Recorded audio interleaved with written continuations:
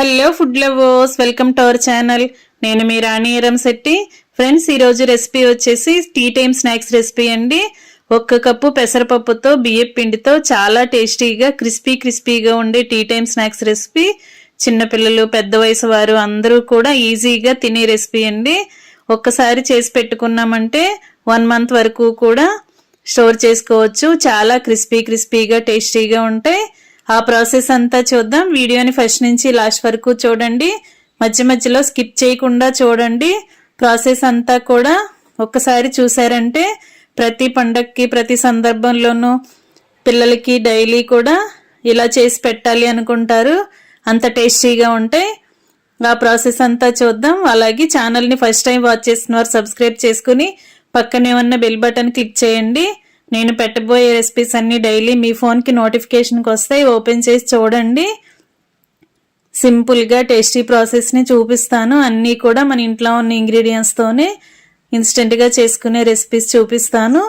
ఇంకా ప్రాసెస్లోకి వెళ్ళిపోదాం. ముందుగా 1 కప్పు పెసరపప్పు తీసుకోండి. ఏదైనా ఒక బౌల్లోకి పెసరపప్పు తీసుకుని దానిని ఒక గిన్నెలోకి వేసుకుని వాటర్ పోసి బాగా కడగండి. పెసరపప్పుతో మురుకులండి. ప్రాసెస్ అంతా ఇంట్రెస్టింగ్గా ఉంటుంది. వీడియోని మధ్యలో స్కిప్ చేయకుండా చూడండి. వాటర్ పోసుకున్నాం కదా, పప్పుని బాగా కడిగిన తర్వాత దానిలోకి 1 గ్లాస్ వాటర్ పోసుకుని గిన్నెకు మూత పెట్టుకుని గిన్నెను కుక్కర్లో పెట్టి 5 నుంచి 6 విజిల్స్ వచ్చేంత వరకు ఉడికించండి. ఉడికిన తర్వాత బాగా చల్లారిన తర్వాత చూపిస్తున్నానండి. నీళ్ళు అనేవి కరెక్ట్గా సరిపోయాయి. 1 కప్పు పెసరపప్పుకి 1.5 కప్పులు వాటర్ పోసి ఉడికించుకోండి. కొంచెంగా వాటర్ అనేవి ఏమైనా ఉంటే తర్వాత తీసేసుకోవచ్చు. కానీ వాటర్ చాలకపోతే పప్పు అంతా కూడా మాడిపోతుంది కదా. ఇప్పుడు ఉడికిన పప్పుని చల్లారిన తర్వాత మిక్సీ జార్లోకి వేసుకోండి. పప్పులోని పలుకులు అనేవి ఏమీ తగలకుండా దీనిని మెత్తని పేస్ట్ లాగా గ్రైండ్ చేయండి. పప్పు అనేది గట్టిగా ఉడికినట్లయితే కొంచెంగా వాటర్ యాడ్ చేసి బాగా నలిగేంత వరకు గ్రైండ్ చేయండి. ఇలా గ్రైండ్ అయిన పప్పుని చూపిస్తున్నాను. మరీ జారుగా కాకుండా మరీ గట్టిగా కాకుండా పిండి అనేది ఈ విధంగా గ్రైండ్ అవ్వాలి. ఇలా గ్రైండ్ అయిన పప్పుని ఒక వెడల్పుగా ఉన్న మిక్సింగ్ బౌల్లోకి వేసుకోండి. ఇలా బేసన్ లాంటి గిన్నెలోకి వేసుకోండి. ఖాళీగా ఉన్న గిన్నెలోకి వేసుకుంటే తర్వాత పిండి కలుపుకోవటం అనేది మనకి ఈజీగా అనిపిస్తుంది. ఇలా గ్రైండ్ అయిన పిండి అంతా, పప్పు అంతా కూడా గిన్నెలోకి వేసేసుకోండి.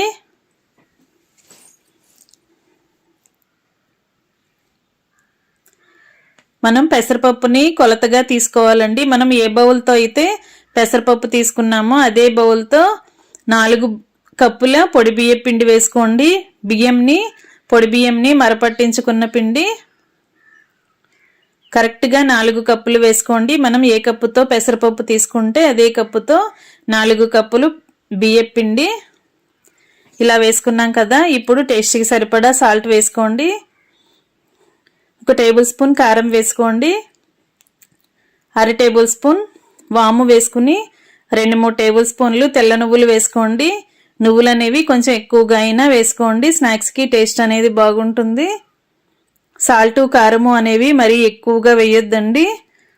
మన టేస్ట్ కన్నా కొంచెం తక్కువగానే వేసుకుంటే తింటున్నప్పుడు కరెక్ట్గా సరిపోయినట్లు అనిపిస్తుంది. ఒకేసారి ఎక్కువగా సాల్ట్ అనేది యాడ్ చేయొద్దు. ఇప్పుడు మనం వేసిన ఇంగ్రీడియంట్స్ అన్నీ కూడా పెసరపప్పు పిండిలో బాగా కలిసేంత వరకు కలపండి. బియ్యం పిండి, సాల్టు, కారము, వాము, తెల్ల నువ్వులు ఇవన్నీ కూడా పెసరపప్పు పిండిలో బాగా కలవాలి. వేళ్లతో పిండిని గట్టిగా ప్రెస్ చేస్తున్నట్లుగా కలిపినట్లయితే పెసరపప్పులో ఉన్న తడితోనే పిండంతా చాలా వరకు కలిసిపోతుంది. కలవకపోతే ఇంకొంచెం అరచేతిలోకి వాటర్ని యాడ్ చేసుకుని కలపండి. అంతేగాని ఒకేసారి ఎక్కువగా వాటర్ అనేవి పోయొద్దు. కొంచెంగా పోసుకుంటూ పిండిని చూసుకుంటూ కలపండి. వాటర్ మాత్రం చల్లటి నీళ్ళే కలిపానండి, వేడి నీళ్ళు ఏం అక్కర్లేదు. ఆయిల్ కూడా మనం పిండిలో వేయాల్సిన పని లేదు. నేను చూపించిన ఇంగ్రీడియంట్స్ మాత్రమే యూజ్ చేసి పిండిని ఇలా కలపండి. ఇప్పుడు జంతికల గిద్దను తీసుకుని ఇలా మీకు ఏదైనా ప్లేట్ని చూసి వేసుకోండి. నేను ఇలా రిబ్బన్ పకోడీ లాగా ఈ ప్లేట్ చూపిస్తున్నాను.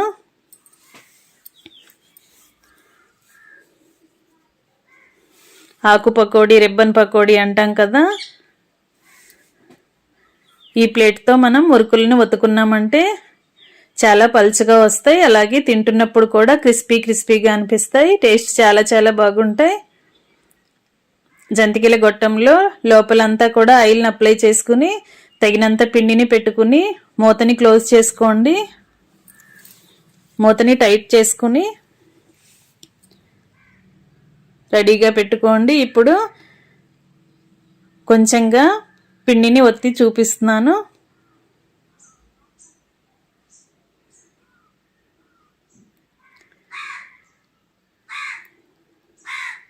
ఈ విధంగా రిబ్బన్ పకోడీ లాగా చేయబోతున్నాను. మీరు కూడా ఇదే ప్రాసెస్తో ఇదే ప్లేట్ని యూజ్ చేసి చేసుకోండి. క్రిస్పీగా చాలా బాగా వస్తాయి. ఇంకా స్టవ్ ఆన్ చేసి కళాయి పెట్టుకోండి. డీప్ ఫ్రైకి సరిపడా ఆయిల్ పోసుకోండి. ఆయిల్ కాగుతున్నప్పుడు ఫ్లేమ్ని మీడియంలోకి అడ్జస్ట్ చేసుకుని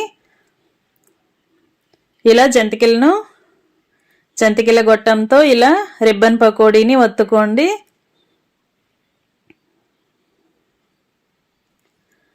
ఈ విధంగా బాగా ఫ్రై అయిన తర్వాత ఆయిల్ కాగటం అనేది ఆగిపోతుందండి. బబుల్స్ అనేవి ఆగిపోతాయి.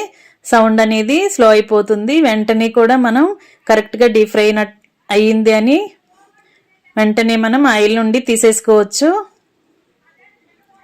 ఇదే విధంగా మిగిలినవి కూడా ఒత్తుకోండి. ఇలా బాగా బబుల్స్ రావటం స్టార్ట్ అయ్యాయి కదా. ఇలా స్లోగా బబుల్స్ ఆగిపోయిన వెంటనే మనం కరెక్ట్గా డీప్ ఫ్రై అయినట్లు అర్థం చేసుకోవచ్చు. ఈజీగా చాలా సింపుల్గా మనం ఎన్ని మురుకులనైనా ఇదే విధంగా ఒత్తుకోండి.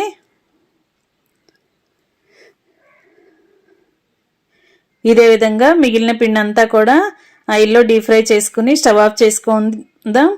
ఇంకా రెడీ అయిపోయాయండి చాలా క్రిస్పీగా టేస్టీగా పెసరపప్పు రిబ్బన్ పకోడీ. మీ అందరికీ కనుక ఈ వీడియో నచ్చినట్లయితే మీరు కూడా కుక్ చేయండి. పిల్లలకి ఒకసారి ఇలా ప్రిపేర్ చేసి స్టోర్ చేసామంటే వాళ్ళకి డైలీ స్కూల్ నుంచి వచ్చేసరికి ఏదో ఒక స్నాక్స్ చేసే అవసరం లేకుండా ఒకేసారి ఇలా ఎయిర్ టైట్ బాక్స్లో స్టోర్ చేసుకుంటే 1 మంత్ వరకు కూడా పెట్టొచ్చు. వీడియో నచ్చినట్లయితే మీరు కూడా కుక్ చేయండి. ఛానల్ని సబ్స్క్రైబ్ చేసుకోండి. Thanks for watching. నేను మీ రాణి ఎరంశెట్టి.